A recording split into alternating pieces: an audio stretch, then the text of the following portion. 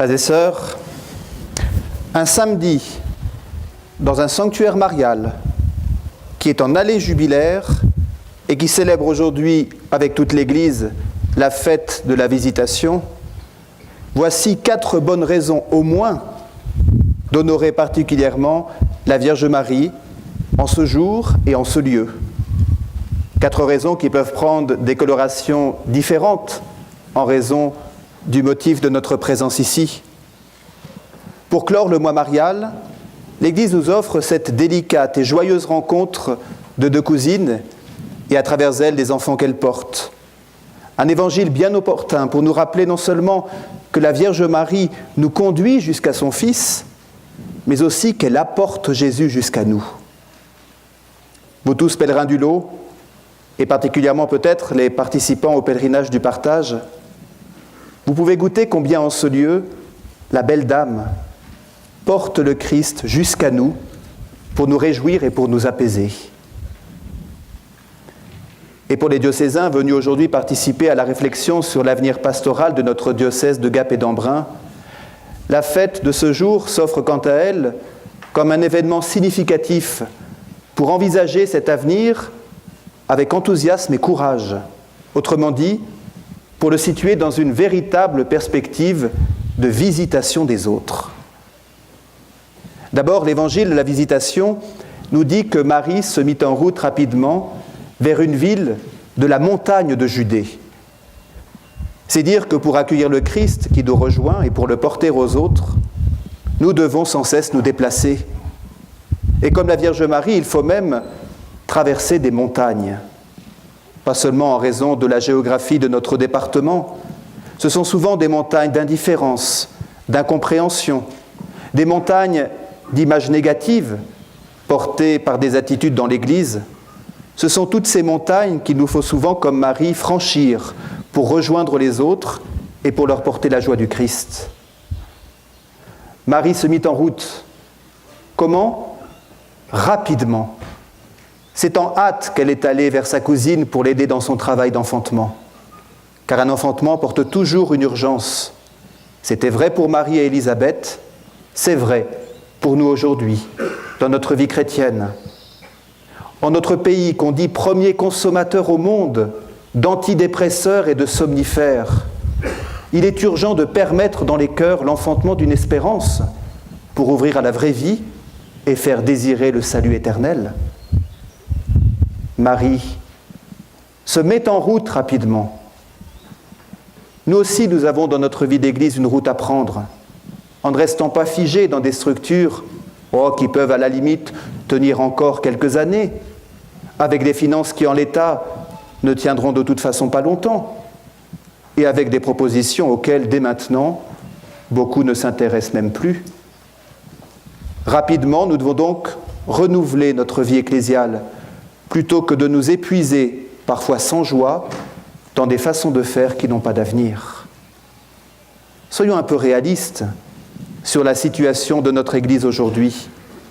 D'ailleurs, en méditant l'attitude de Marie à la Visitation, le pape François, l'année dernière, soulignait que la Vierge Marie est mère de l'Église réaliste, attentive aux faits, disait le Saint-Père. Marie, à l'Annonciation, à la Visitation, à Cana, à la Croix, comme au Cénacle, c'est Marie réaliste. Elle prend en compte les situations concrètes pour y jeter son regard de foi et d'espérance. Elle prie et elle agit. Marie réaliste, ce n'est cependant pas Marie défaitiste, ni Marie paralysée par les difficultés présentes et futures. Marie réaliste, c'est Marie qui ne regarde pas seulement sa propre situation. Oui, elle est enceinte, elle pourrait se ménager. Mais qu'est-ce qu'elle fait ? Elle se préoccupe d'une autre femme enceinte, sa cousine Élisabeth. Elle ne se replie pas sur sa situation personnelle, elle veut se rendre utile. Alors elle se déplace, elle traverse les montagnes. Et ainsi, vous voyez, Marie qui est réaliste et qui se rend utile, c'est Marie qui n'a pas peur des changements. Dès l'Annonciation, elle perçoit certainement qu'ils vont être nombreux les changements dans sa vie. Elle avait sans doute rêvé d'une vie simple, avec son amoureux Joseph, et voilà qu'elle abandonne ce projet pour répondre au changement voulu par Dieu. Eh bien, dans notre vie d'Église, nous percevons bien que nous sommes à une période de changement. Il n'est plus possible de célébrer des messes dans toutes les églises. Il n'est plus logique de parler de communauté chrétienne dans des villages où il n'y a plus qu'un ou deux pratiquants. Et si la solution n'est évidemment pas de renoncer à notre mission, de célébrer les sacrements, d'annoncer la parole et de servir les besoins des plus pauvres, la situation présente nous oblige à voir quels changements sont indispensables dans nos manières de faire, mais peut-être plus encore dans nos manières d'être. De toute façon, rendons-nous compte que ces changements sont inéluctables. Alors soit la perspective de changer nous fiche sur place et nous rend aveugles, soit elle nous pousse à traverser des montagnes, sachant que tout changement oblige certainement d'abord à se changer soi-même. Notre évêque nous l'a rappelé au début de cette messe. Tout changement contraint aussi à quitter, à perdre quelque chose. Ah, nous n'aimons pas quitter, nous n'aimons pas perdre. Mais on l'accepte si on est convaincu que ce que l'on perd est moins important que ce que l'on va gagner. Alors le changement envisagé peut être vraiment dans l'élan de l'Esprit Saint, s'il est dans la fidélité à l'Église, car c'est elle qui nous enfante et non pas nous qui la créons. Alors il nous revient, ici sous la responsabilité de notre évêque, et vous qui êtes d'autres diocèses, dans vos propres églises locales, de discerner quels changements sont nécessaires aujourd'hui. Marie n'a pas peur du changement, parce qu'elle accepte d'aller au-delà de ce dont elle s'imaginait capable. Rappelez-vous ses premières paroles à l'ange. Comment ça va-t-il se faire ? Paroles qui se transforment ensuite en « que tout se passe pour moi selon ta parole ». Marie n'a pas peur parce qu'avant de se mettre en route, elle avait pris le temps de méditer tous les événements dans son cœur, nous dit encore saint Luc. Comme nous le faisons dans notre diocèse depuis 3 ans, guidés par le père Bertrand Gournay et l'équipe réunie autour de lui. Comme nous l'avons fait aussi ce matin en rencontre diocésaine, comme nous le ferons cet après-midi encore, comme nous le faisons ensemble au cours de cette Eucharistie. À la fois méditer la parole de Dieu, être à l'écoute des événements du monde et discerner les vrais besoins des autres. Alors sans doute nous faut-il être toujours plus attentifs à vraiment méditer ces événements dans nos cœurs, par une prière qui laisse vraiment au Seigneur la première place et qui nous unit ainsi dans l'essentiel.